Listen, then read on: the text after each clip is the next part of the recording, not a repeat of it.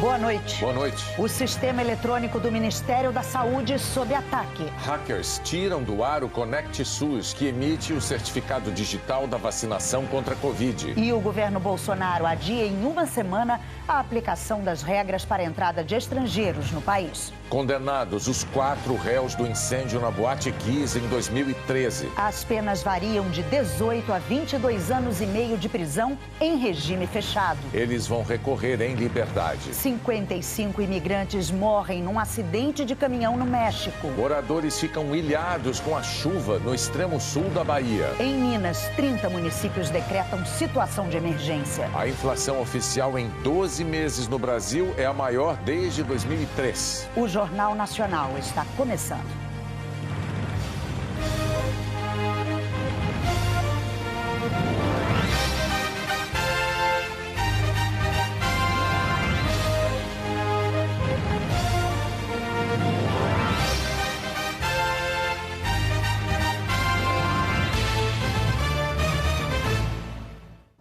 O Ministério da Saúde retardou em mais 7 dias o início da exigência de quarentena para viajantes não vacinados.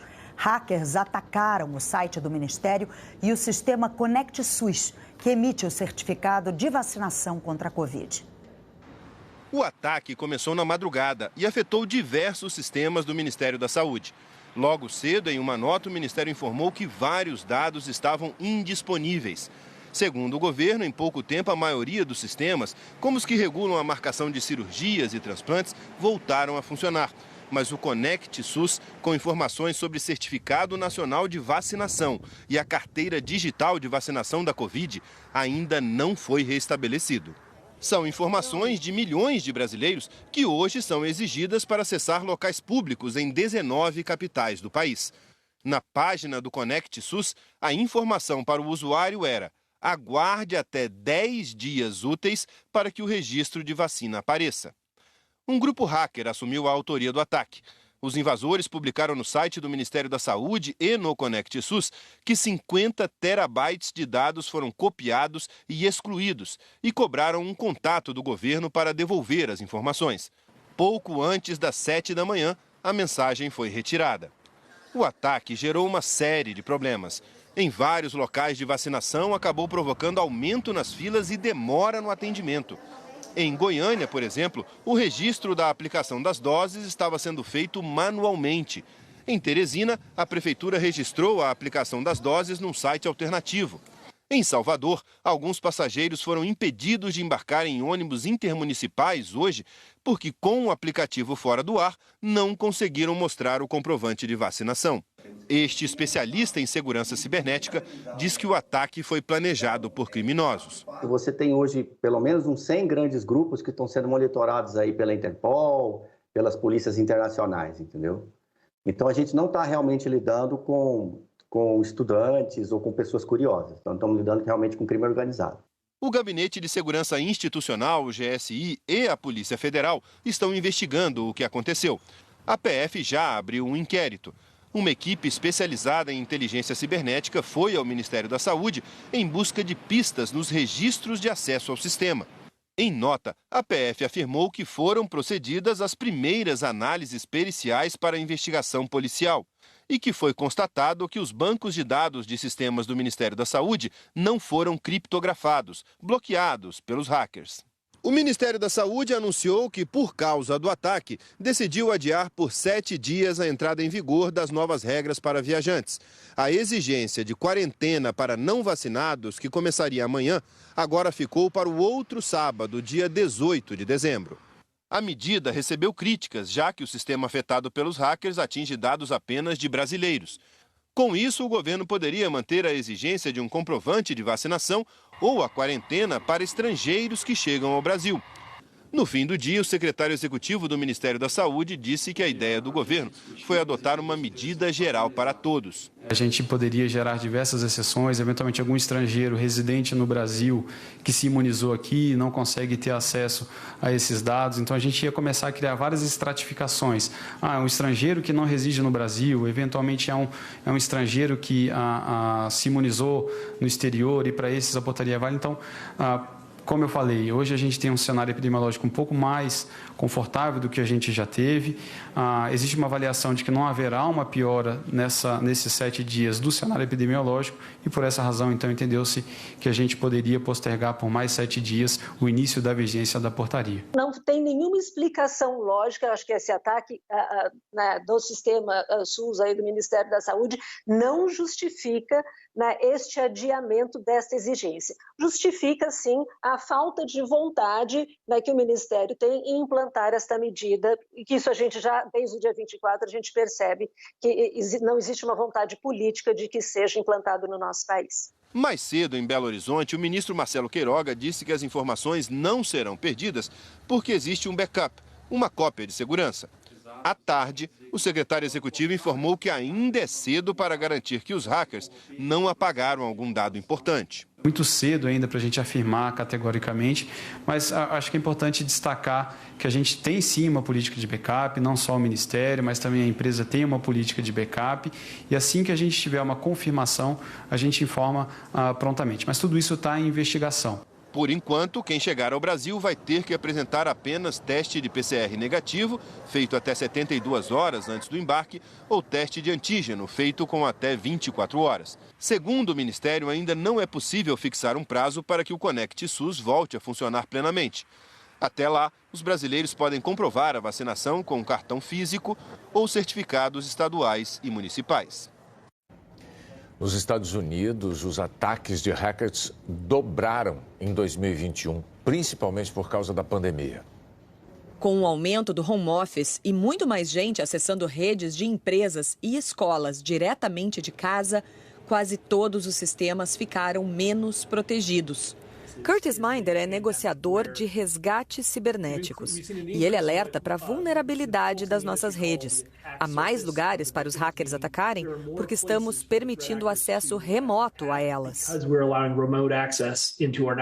O ataque que se tornou mais comum se chama ransomware, que é basicamente um sequestro virtual. Normalmente a invasão começa de uma forma simples: um clique num link de um e-mail e pronto. Uma vez dentro do sistema, os hackers bloqueiam o acesso aos dados e pedem dinheiro em troca para sair.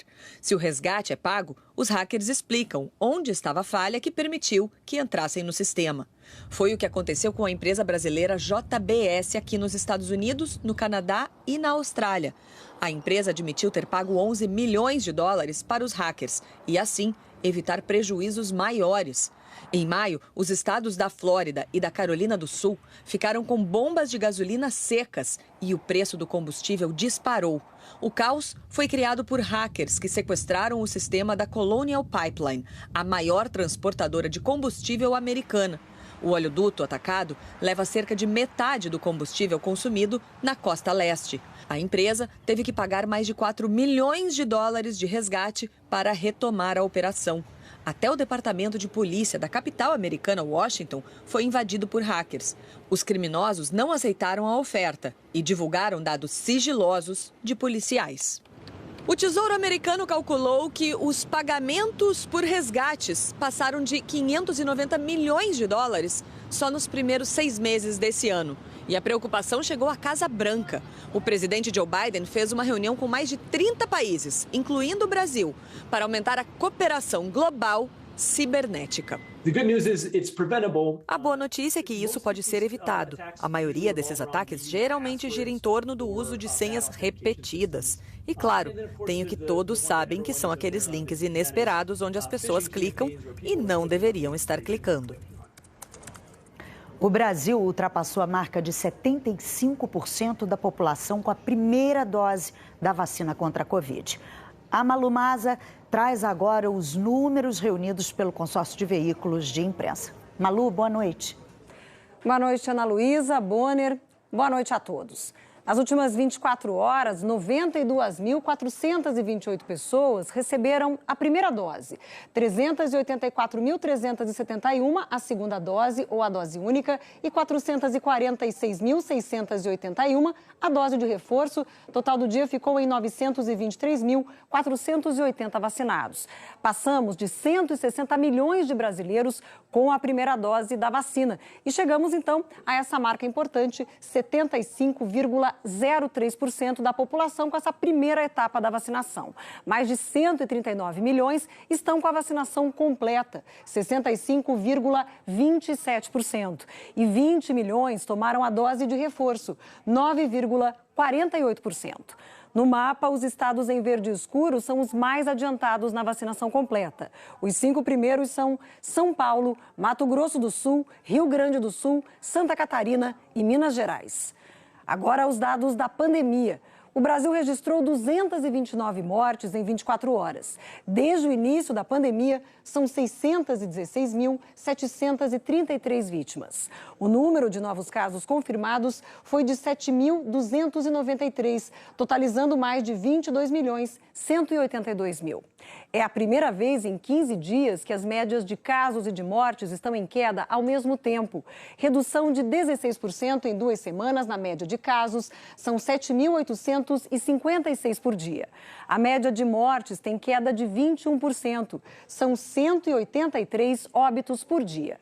4 estados aparecem em cinza porque não divulgaram dados até às 8 horas da noite.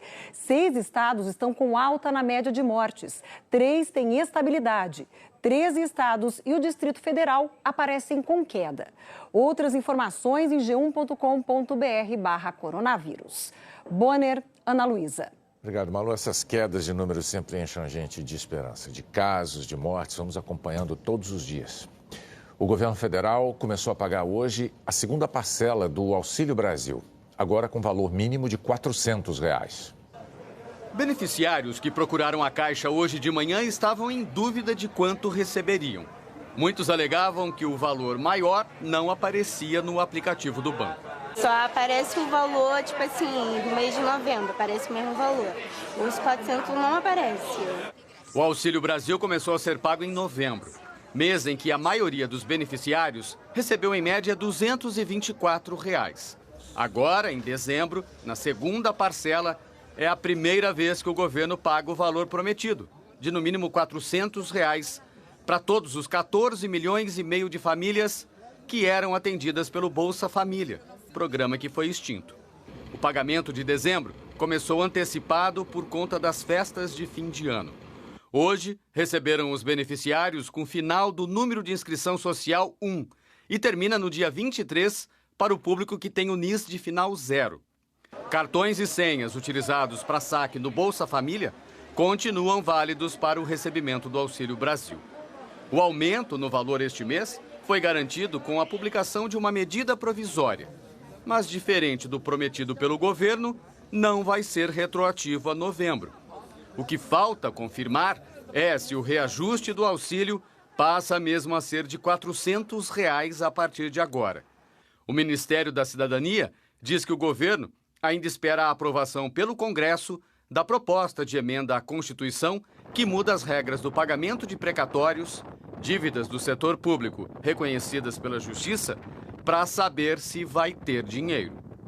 Hoje existe uma fila de mais de 2,5 milhões de famílias que atendem aos requisitos para serem incluídas no programa. E o governo também tinha prometido atender a todas ainda neste mês de dezembro, mas elas ficaram de fora. O Ministério da Cidadania informou que o objetivo é ampliar o programa e chegar a 17 milhões de famílias, mas não disse quando isso vai acontecer. O economista Rudy Rocha, da Fundação Getúlio Vargas, diz que o Auxílio Brasil precisa de regras mais claras.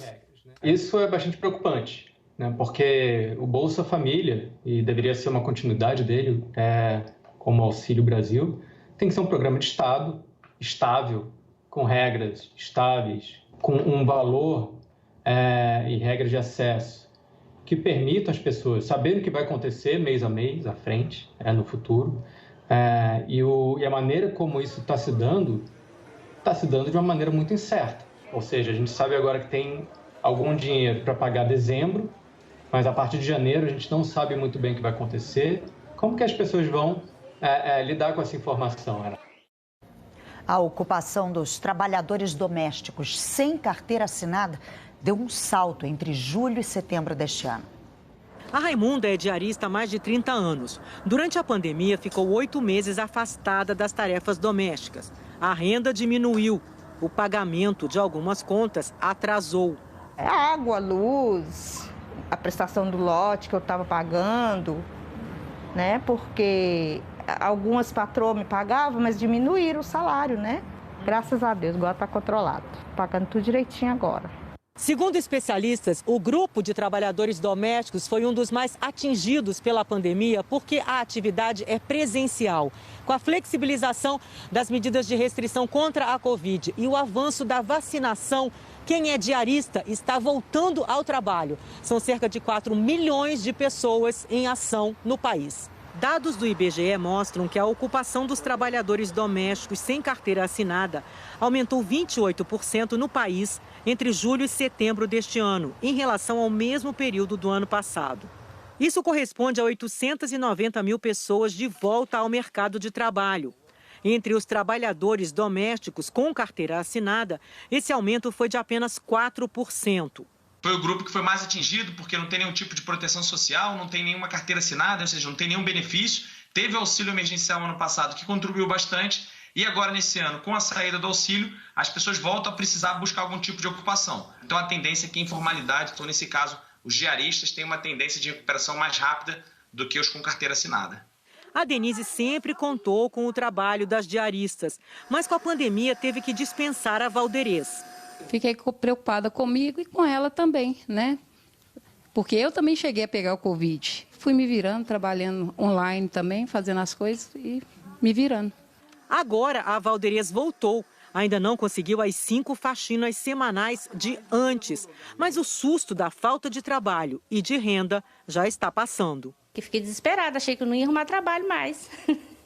Pra gente que tem criança pequena em casa, às vezes a criança pede uma coisa, mamãe, me dá isso. Ai, filho, mamãe não tem dinheiro hoje. Aí fica difícil, né? Da agora pra frente, se Deus quiser, vai dar tudo certo. Dinheiro no bolso, né? E com certeza. O IBGE anunciou hoje a inflação oficial do mês passado.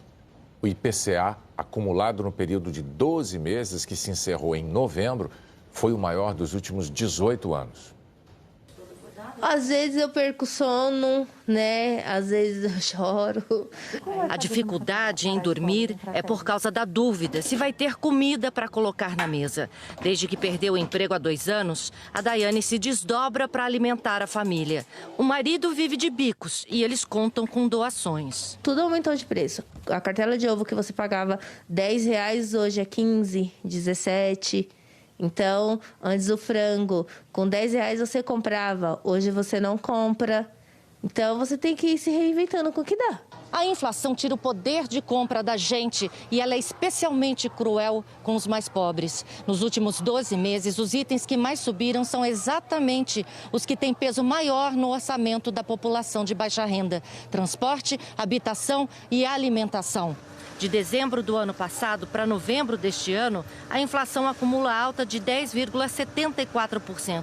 É a maior taxa em 12 meses desde novembro de 2003. Quem tinha R$100 no ano passado, sem a correção da inflação, hoje teria R$90. Então, isso é um dano muito grande social para as famílias de renda mais baixa que não conseguem encontrar no mercado de trabalho uma oportunidade para recompor a sua renda. Então, sofrem muito a cada ida ao supermercado. Então, a gente vai vendo a corrosão do poder de compra. O economista e pesquisador Marcelo Neri destaca os efeitos da inflação e do desemprego na miséria e na desigualdade. A renda média do brasileiro caiu 11%, 11,1% nos últimos 12 meses. Isso, sem dúvida, é o efeito da inflação e do alto desemprego. Agora, com essa inflação alta, ela em si tem um efeito na renda das pessoas e o desemprego vai voltar a subir para combater a inflação. A taxa de juros já está quase em 10%. É um efeito direto muito sério que prejudica mais os mais pobres, porque sobe alimento, subiu gás, etc. Mas ainda vem uma segunda onda, que é essa onda de empobrecimento em função da alta do desemprego, da recessão que você constrói para combater a própria inflação. Enquanto as coisas não melhoram, a solidariedade ameniza a situação de quem enfrenta tantas dificuldades. Tem outras mães como eu, então a gente vai se ajudando. Uma vai cuidando do filho da outra.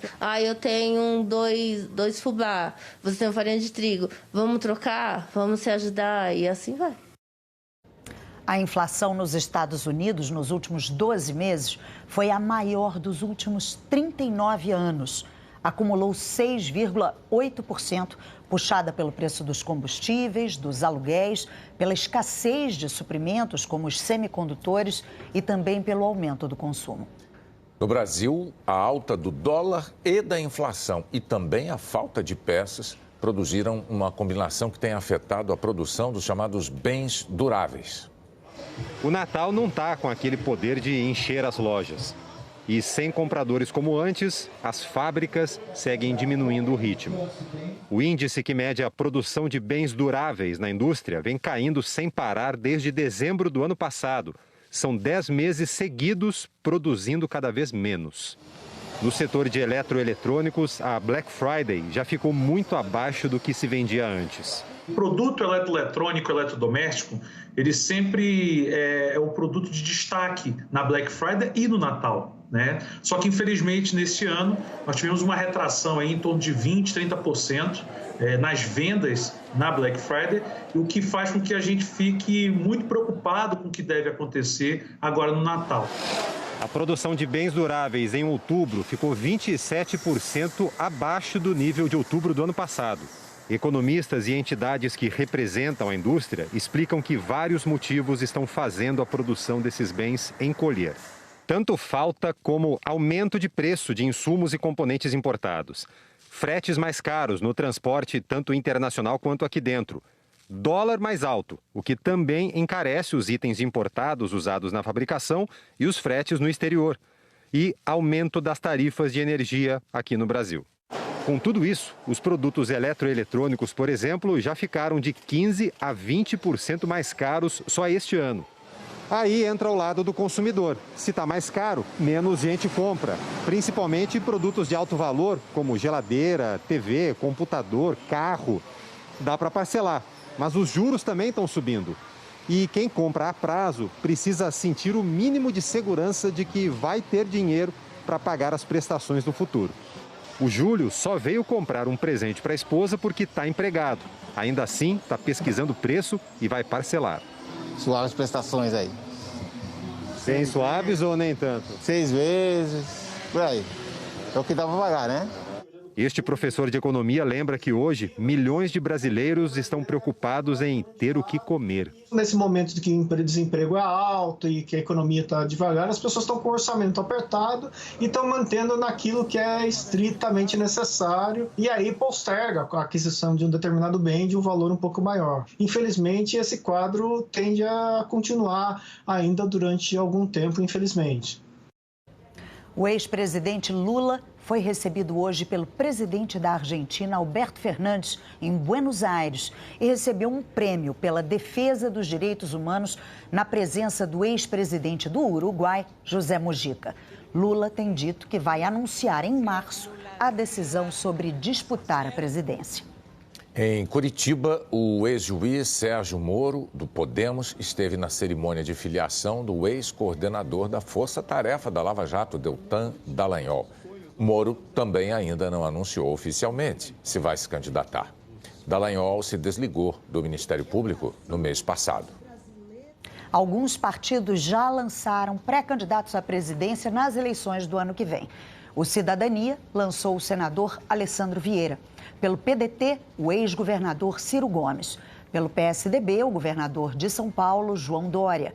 Pelo Novo, Luiz Felipe Dávila. Pelo MDB, a senadora Simone Tebet. Outros partidos anunciaram nomes, mas não lançaram a pré-candidatura oficialmente. É o caso do Avante com André Janones, do PL com o presidente Jair Bolsonaro, do União Brasil com o ex-ministro da Saúde Luiz Henrique Mandetta e do PSD com o presidente do Senado Rodrigo Pacheco.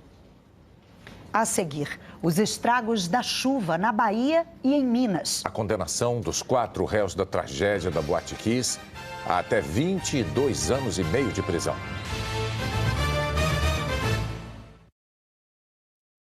Pelo ar. O barulho da metrópole ficou lá embaixo. Aqui é paz e silêncio num voo de balão.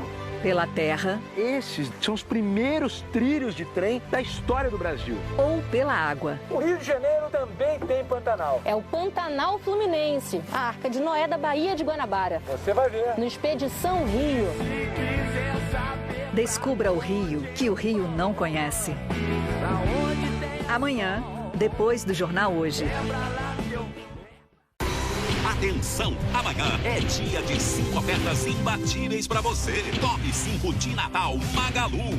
5. Smartphone Moto G20 64GB com câmera quádrupla por R$ 109,90 sem juros mensais. 4. Smart TV TCL 50 polegadas 4K só R$ 166,60 sem juros por mês. 3. Air Fryer 3,2 litros ou conjunto de panelas Tramontina antiaderente com 10 peças por apenas R$ 29,90 sem juros mensais cada. 2. Colchão em molas mais box casal só R$ 1.099. Isso mesmo, apenas R$ 51,00 por mês. 1. Lavadora Consul 12 quilos com cesto inox, R$ 1.599. Apenas R$ 74 mensais. Amanhã venha para as lojas tomar um café da manhã com a gente. E comprando qualquer produto, você ganha um brinde. Top 5 Magalu. Projeto Emoções 2022. Neste Natal, surpreenda quem você ama com grandes emoções. Transforme sonho em realidade em uma viagem inesquecível com Roberto Carlos. Emoções em dobro. De 11 a 15 de março, Projeto Emoções em Alto Mar. E de 8 a 12 de junho, Projeto Emoções Praia do Forte. Momentos inesquecíveis esperam por você. Olá, eu tenho 2 notícias para te dar. Uma é que você vai viver mais. Bom, né? A outra é que você precisa se planejar para isso. Hoje muita gente está falando em investimentos, mas para falar em futuro e longevidade, é hora de falar dos planos de previdência Bradesco. Investir em um plano de previdência é uma forma de você diversificar os seus investimentos para ter uma renda adicional no futuro. Isso sem falar que é uma tranquilidade a mais para sua família. Se você tem investimentos, pense em dedicar uma parte para um plano de previdência Bradesco. Afinal, o seu futuro está apenas começando. Venha falar com um dos nossos especialistas do Bradesco. Bradesco Vida e Previdência. Com você, sempre. O projeto Anjo da Guarda apoia desde 2013 milhares de crianças e jovens dos esportes olímpicos rubro-negros. Atletas como a Rebeca e o Isaquias, que contaram com toda a estrutura para desenvolver seus talentos. Você também pode ser um anjo da guarda. Faça sua simulação, é muito fácil. Declare o seu amor. E apoie o Mengão sem gastar nada.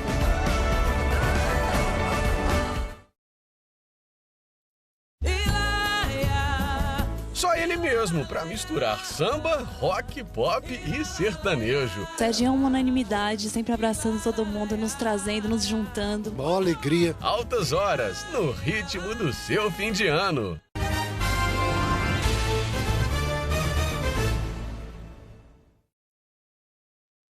O Tribunal do Júri condenou os 4 réus pelas 242 mortes no incêndio da Boate Kiss em 2013 em Santa Maria.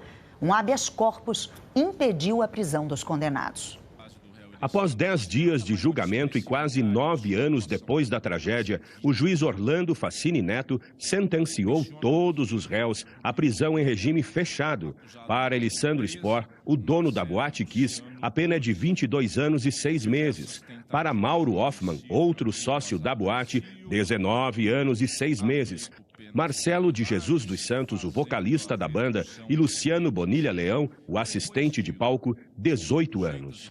Na conformidade da votação realizada pelo Conselho de Sentença, declaro condenados os réus Elisandro, Mauro, Marcelo e Luciano. O magistrado chegou a determinar que os 4 condenados saíssem presos do Tribunal do Júri, sem algemas. Mas o Tribunal de Justiça aceitou o pedido da defesa de Elisandro Spor e decretou habeas corpus preventivo, impedindo a prisão do réu.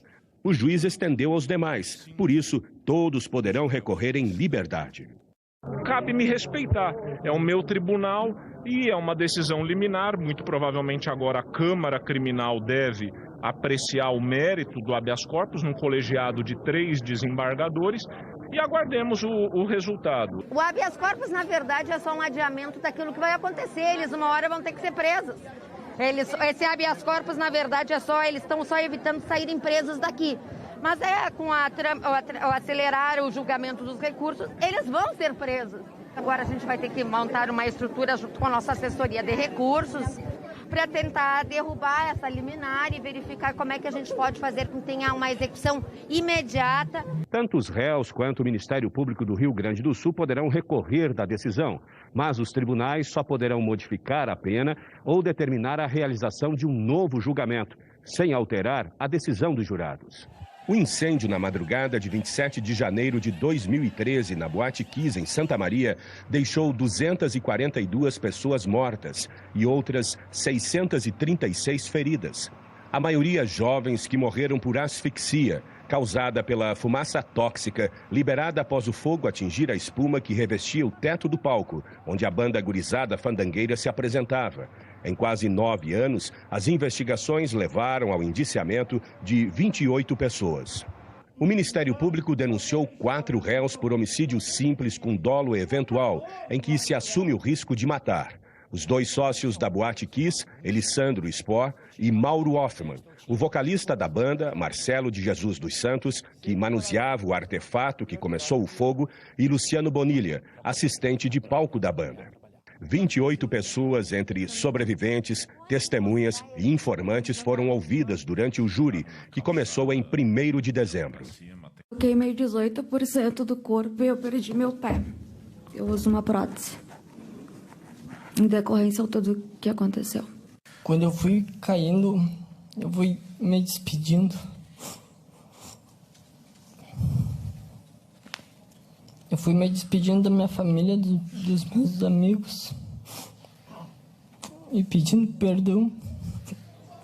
Hoje, em Santa Maria, o resultado do julgamento foi acompanhado num telão montado ao lado da tenda da vigília, onde familiares se reúnem desde a época do incêndio. Agradeço a Deus, porque a justiça está sendo feita e foi feita por todos aqueles que sofreram. Fórum de Porto Alegre, as famílias de vítimas acompanharam a leitura da sentença no plenário. A comemoração da conquista da justiça, para mostrar para aquelas pessoas que nos taxávamos como pessoas vingativas e rancorosas, isso nunca foi verdade. Nós sempre lutamos pela justiça e isso prevaleceu. Até porque no nosso coração é tão grande o amor que nós temos por cada um dos nossos filhos, que esse sentimento mesquinho e pequeno que chamam de vingança jamais teria o mínimo de lugar.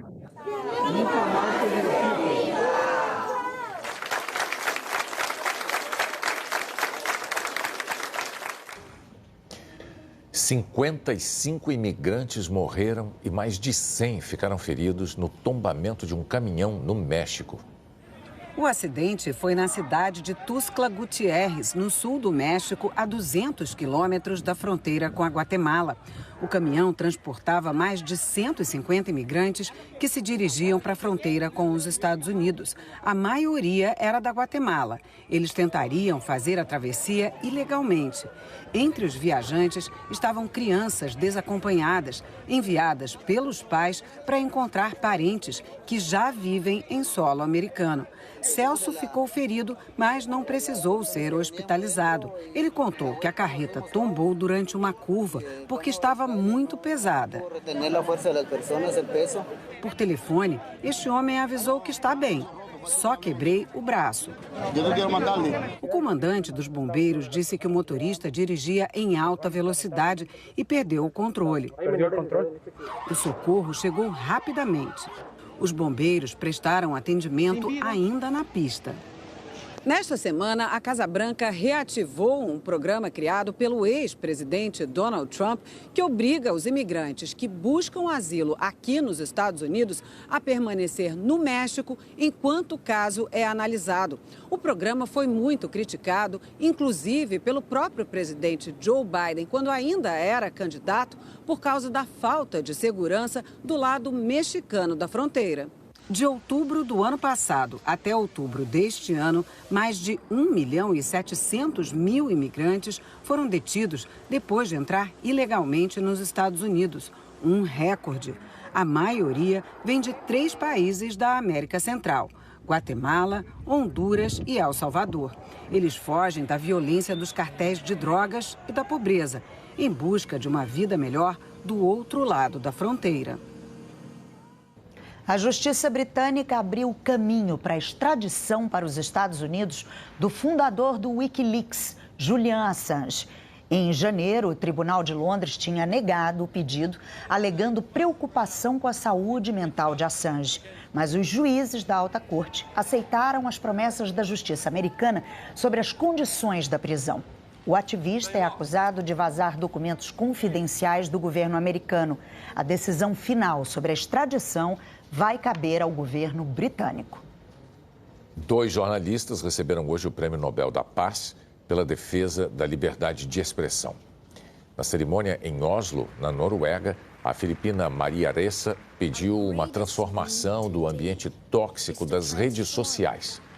O russo Dmitry Muratov denunciou a perseguição do governo da Rússia a jornalistas, que são tratados como inimigos do povo, e pediu 1 minuto de silêncio por todos os colegas que perderam a vida em defesa da liberdade de expressão.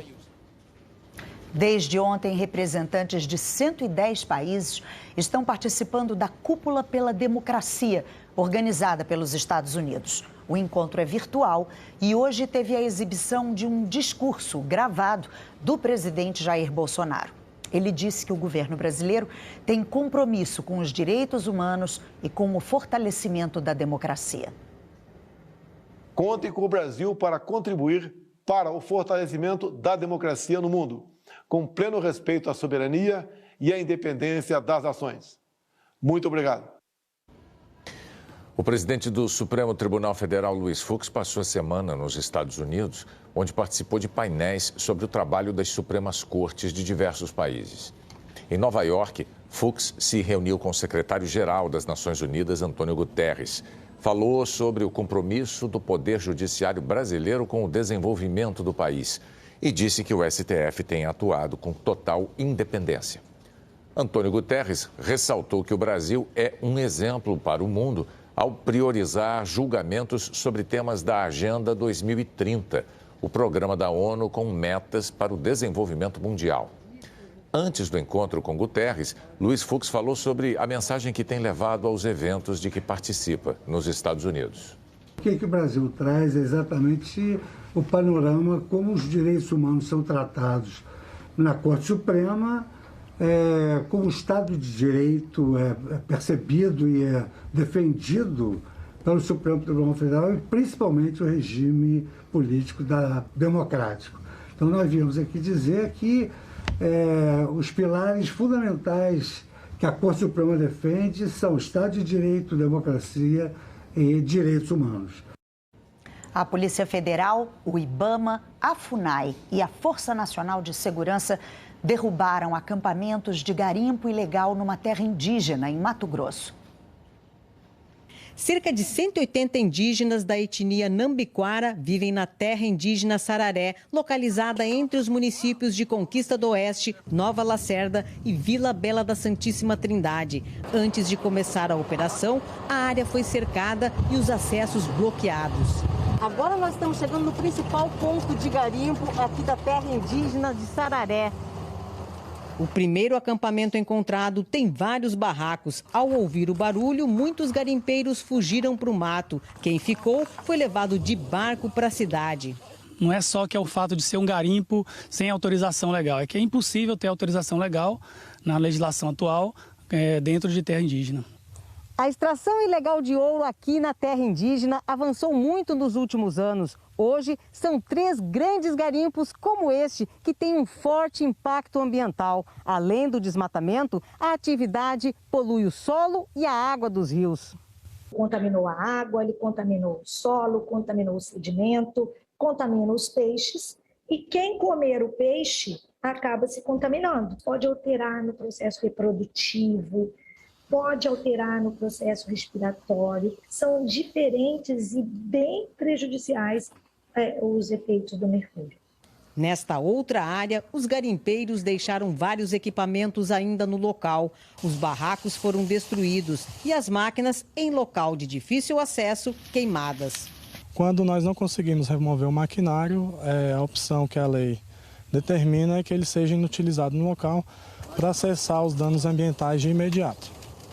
Esta é a 5ª operação realizada na terra indígena Sararé só neste ano. Até agora foram apreendidos 40 máquinas e 200 motores usados na extração de ouro.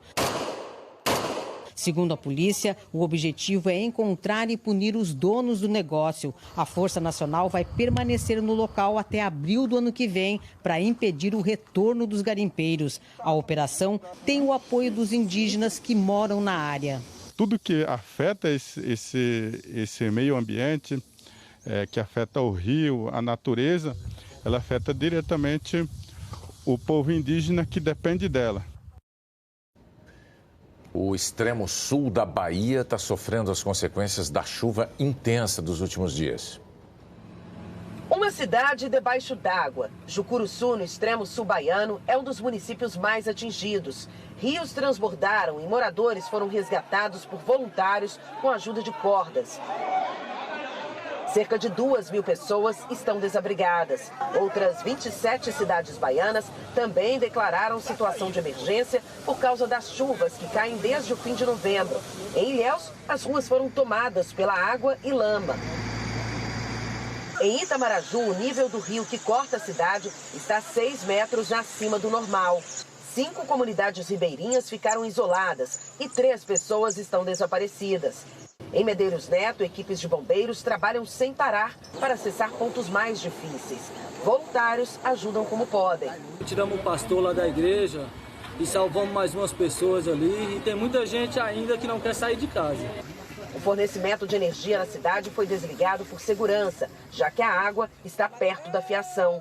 Várias cidades enfrentam problemas com a falta de luz. Já recebemos notícia que as 2 cidades que estão isoladas estão 2 dias já sem água potável. E nós estamos aqui o dia todo separando roupas, separando alimentação e tudo para poder, no momento apto, levar até Jucuruçu e Nova Alegria. Estradas da região tiveram trechos interditados, entre elas a BR-101 em Itamaraju. E há a previsão de mais chuva aqui para a região.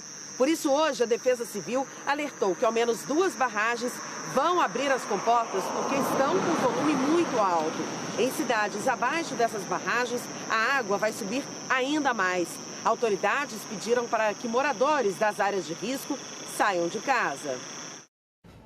O governo de Minas Gerais decretou emergência em 31 municípios. Enzo Rafael Souza, de 2 anos, morreu soterrado enquanto dormia em Pescador, leste do estado. Outro deslizamento provocou a morte de Paulo Sérgio Santos, de 48 anos, em Engenheiro Caldas, na mesma região. O Vale do Jequitinhonha também foi bastante atingido pela chuva. Em Machacalis, 2.000 pessoas estão fora de casa. A força da enxurrada levou parte de uma rodovia. Em Águas Formosas, 1.400 pessoas tiveram que sair de casa. Ficou tudo debaixo de água e a gente não conseguiu tirar nem a feira. Está todo mundo necessitado de tudo. Em Palmópolis, pelo menos 20 casas foram destruídas. Quase 1.500 pessoas estão isoladas. Esta mulher, com problemas de saúde, foi levada no helicóptero. Choveu forte também nesta semana em Belo Horizonte e nas cidades vizinhas. Aqui em Ibirité tem 13 famílias fora de casa.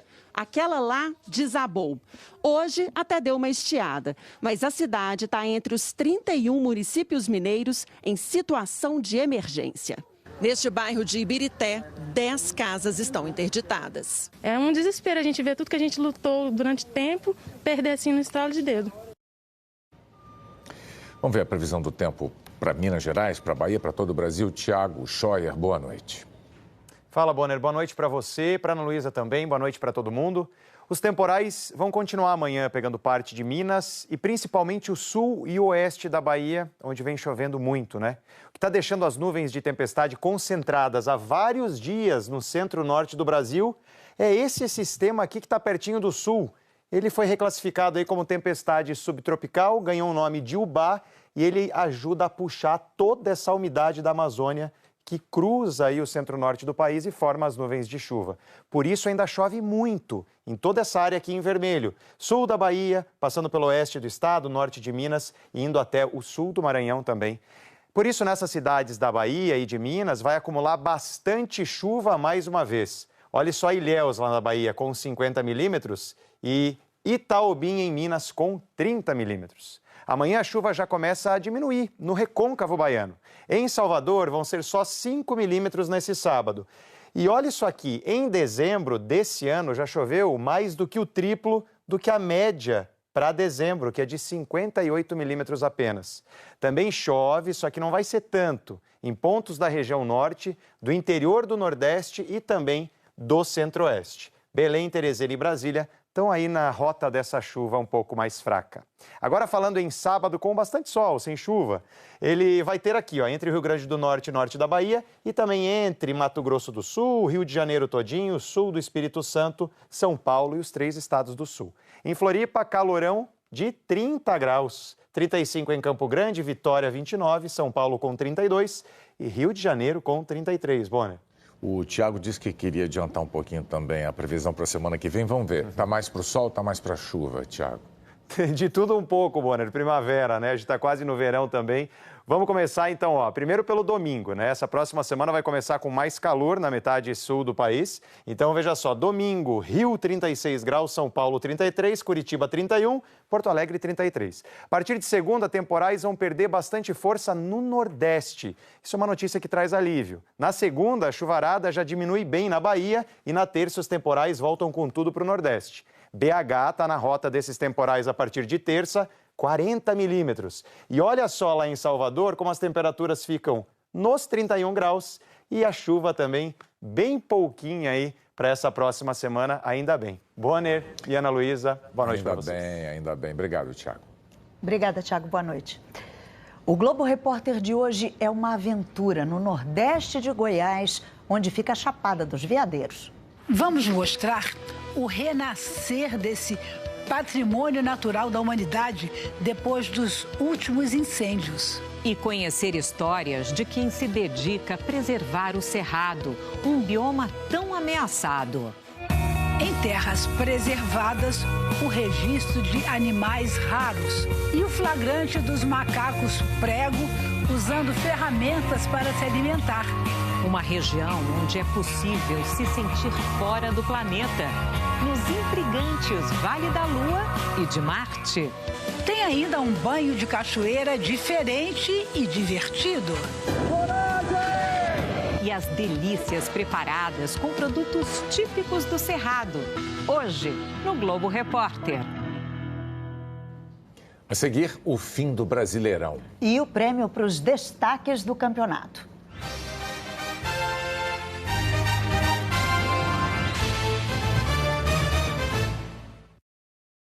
Domingo no Auto Esporte.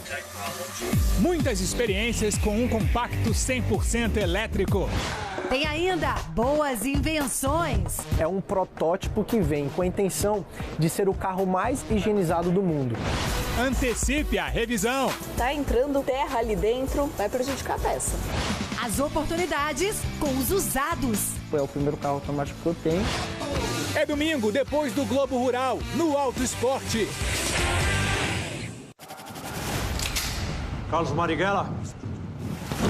Abaixa a ditadura militar! Viva a democracia! O terrorista se chama Carlos Marighella. A polícia daqui sabe tratar bandido como bandido. Se eu mato preto, mato vermelho. Não é pra matar! Não é pra matar! Trabalhadores explorados e assassinados. Crianças escravizadas em latifúndio. Mulheres violentadas nas prisões. As pessoas precisam saber que no Brasil tem gente resistindo e que essa luta é justa. Nós não somos marginais! Viva Zapata! Nós não somos bandidos! Viva Zumbi! Nós somos revolucionários! Todos os bandeiras negras! Que lutam pela liberdade do povo que foi roubada pelo golpe militar! A gente não vai parar. Já sei. Maravilhoso é ele. Quem tem vantagem é ele. O Cred Sexta é ele. Mais romântico assim, você não acha, não? Você é meu cartão de bolso, minha alegria. Sem anuidade, tudo que eu queria. Cred Sexta Visa, eu gosto de você. Não, tem que ser algo mais pra cima, velho. Romântico, cara. Cred Sexta Visa, o cartão com vantagens gigantes pro servidor público. Nem a minha, nem a sua. Melhor mesmo é Cred Sexta. Cred Sexta. Life is a long road, through which you and me will ride. Just take a deep breath, do the best you can. If you need some help, I will give a hand. Learn from mistakes, this is what it takes. Ô mãe, eu já posso aprender a dirigir? Hyundai Creta nova geração. A vida tem espaço para mais. Festeja! Estamos de volta no Rio, dia 11 de dezembro, no Parque Olímpico. Jorge e Matheus, Alok, Barões da Pisadinha, Ludmilla, Mai e Karen, Matheus e Cauã e DJ Camila Bruneta em 7 shows completos. Festeja no Rio, dia 11 de dezembro, no Parque Olímpico. Para mais informações, acesse eventim.com.br.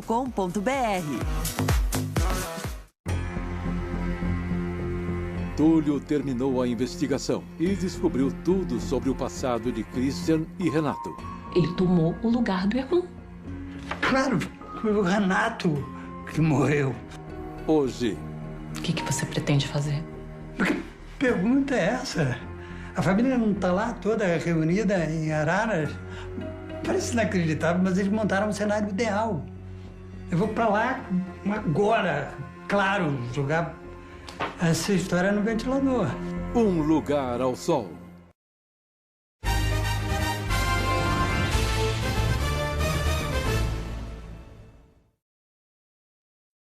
Chegou ao fim ontem à noite o Campeonato Brasileiro de 2021. Na mesma noite em que o campeonato acabava em lágrimas, ele se despedia também com festa nas arquibancadas. Pela primeira vez, América Mineiro e Fortaleza vão jogar Libertadores da América. Que disfruten este ano, porque este ano ha sido maravilhoso. E ano que vem necessitamos seu apoio. 7 times se classificaram para a fase de grupos da Libertadores. 5 pelo Campeonato Brasileiro, além do Palmeiras, atual campeão da competição, e do Atlético Paranaense, que venceu a Copa Sul-Americana. Fluminense e América Mineiro ficaram com as 2 vagas da pré-Libertadores. Em Porto Alegre, mais de 30 mil pessoas encheram a Arena do Grêmio para apoiar a equipe que tentava escapar do rebaixamento. O Grêmio precisava vencer e ainda contar com resultados paralelos. O clube até ganhou a sua partida, mas não foi o suficiente. A vitória por 4-3 sobre o campeão Atlético Mineiro, que estava com o time reserva, deu esperança. Por telefone veio a informação que o Bahia foi derrotado pelo Fortaleza, mas que em Caxias do Sul o Juventude venceu o Corinthians, resultado que rebaixou o Grêmio e garantiu a permanência da equipe da Serra Gaúcha na Série A. Agradecer a torcida que compareceu em peso, fez uma linda festa e agora curtir que a gente está na Série A. Nós temos aqui que fazer um pedido de desculpa da torcida, é um momento constrangedor, é um momento triste, é um momento ruim para todos nós.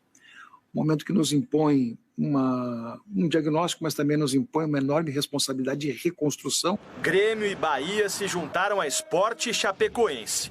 Os dois já estavam matematicamente rebaixados. Eles dão lugar a Botafogo, Goiás, Curitiba e Avaí, que subiram da Série B. O Brasileirão de 2021 será inesquecível para quem chorou e para quem comemorou. Agora à noite, os destaques do campeonato estão recebendo o Prêmio Brasileirão. O Edson Viana está acompanhando. Boa noite, Edson. Oi, Bonner, boa noite para você, boa noite para todo mundo. É uma noite para celebrar os melhores do futebol brasileiro nessa temporada, entre homens e mulheres. Até agora já foram entregues as taças o campeão da Série D, a Aparecidense, da Série C, o Ituano. O Corinthians ganhou o troféu Fair Play entre os homens, aquele de bom comportamento, para o time que leva menos cartões amarelos e vermelhos. Também já teve o gol mais bonito, que foi escolhido numa eleição pela internet. Entre os homens foi o Michael do Flamengo e no feminino a Jai também do Flamengo. E 2 times são favoritos a sair daqui com mais prêmios. No feminino, o Corinthians, que foi tricampeão brasileiro, é o maior campeão do Campeonato Brasileiro Feminino. E entre os homens, o Atlético Mineiro, que voltou a ser campeão depois de 50 anos, é o favorito a sair daqui com o maior número de jogadores na seleção, a ter o melhor técnico, Cuca, o craque do campeonato, Hulk, que também foi o artilheiro. Então tudo isso vai ser celebrado aqui na noite de gala do futebol brasileiro. Eu volto com vocês aí no estúdio. Obrigado, Edson. Olha, o Jornal da Globo é depois de Verdades Secretas. Boa noite. Boa noite e até amanhã.